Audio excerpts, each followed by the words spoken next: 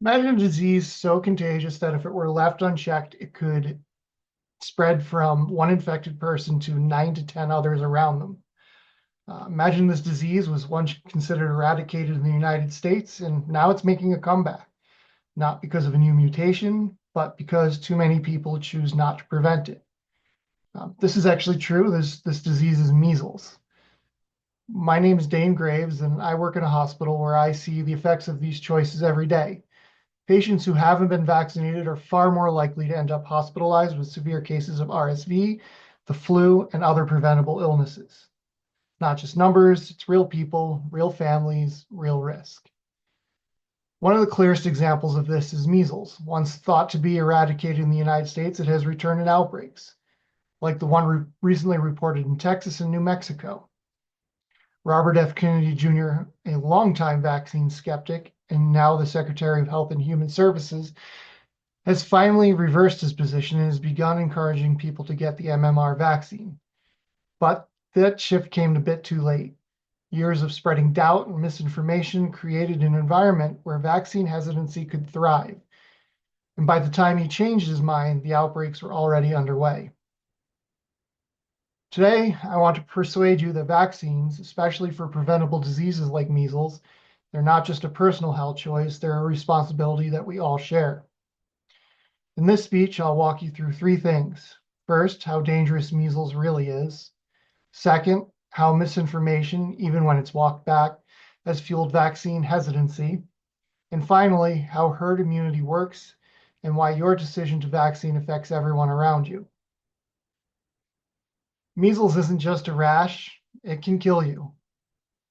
According to the CDC, measles can cause pneumonia, brain swelling, and death, especially in young children and immunocompromised people.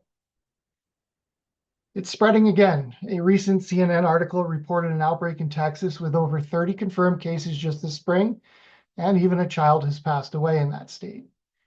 That's not some faraway place. It's right here in the United States. Part of the reason for this resurgence? Vaccine hesitancy. And while some of that is due to misinformation online, it's been made worse by public figures.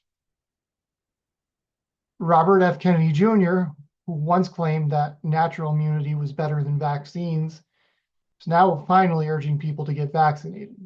He's reversed course after seeing the latest outbreak numbers firsthand. But the damage was done. As a hospital employee, I see patients, young and old, admitted every week with illnesses they could have prevented. It's heartbreaking when families tell us they just didn't think it would happen to them.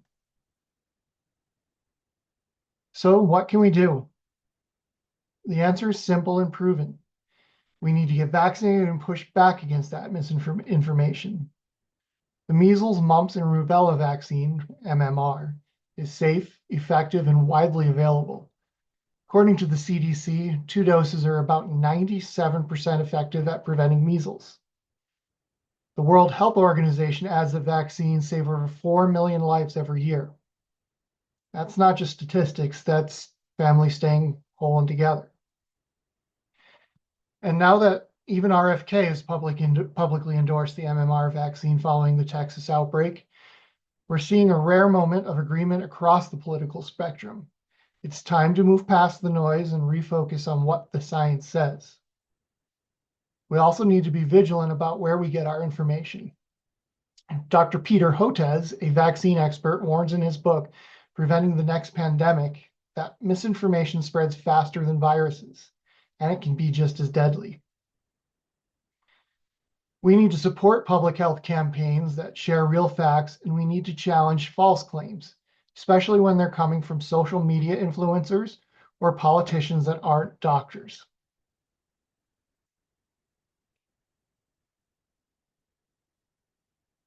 Here you'll see a graph of reported measles cases.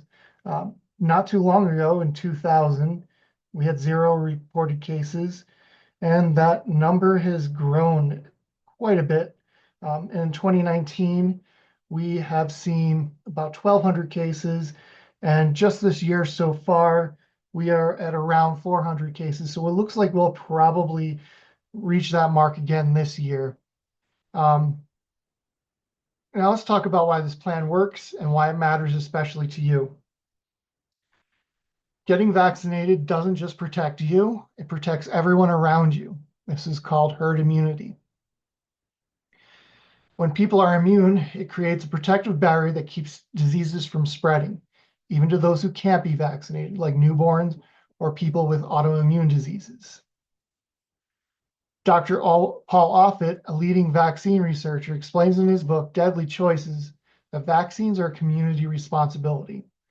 One person opting out may not seem like a big deal, but it only takes one infected person to cause a ripple effect in schools, hospitals, and entire communities. Herd immunity is not just theoretical. The World Health Organization confirms that in countries with high vaccine coverage, measles cases are either zero or nearly zero. But when coverage drops even a little, outbreaks return fast. Practically speaking, you can get the MMR vaccine at any pharmacy, clinic, or campus health center. It's usually covered by insurance, and if you're uninsured, many locations will offer it for free.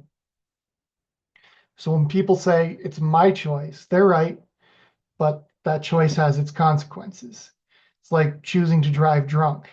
It's your choice, but that choice affects way more than just you. Let's recap what we've talked about today. First, we looked at the danger of measles, a disease that can kill and is making a comeback here in the United States. We discussed the spread of vaccine misinformation and even how prominent figures like Robert F. Kennedy Jr. are now reversing their views in the face of reality. And finally, we explored how herd immunity works and how simple, accessible, and essential it is to get vaccinated. Not just for ourselves, but for the people we care about. My thesis today was this: vaccines aren't just a personal decision, they're a public responsibility. So I'll leave you with this. When you make a choice to get vaccinated, you're not just protecting yourself. You're protecting a newborn baby who is too young for their first shot. You're protecting a cancer patient who can't mount an immune response. You're protecting an elderly person that is higher risk. You're protecting someone that you've never met, but whose life depends on your decision. In a world that often feels divided, choosing to protect others is one of the most powerful things we can do. So let's choose facts, let's choose science, and let's choose one another.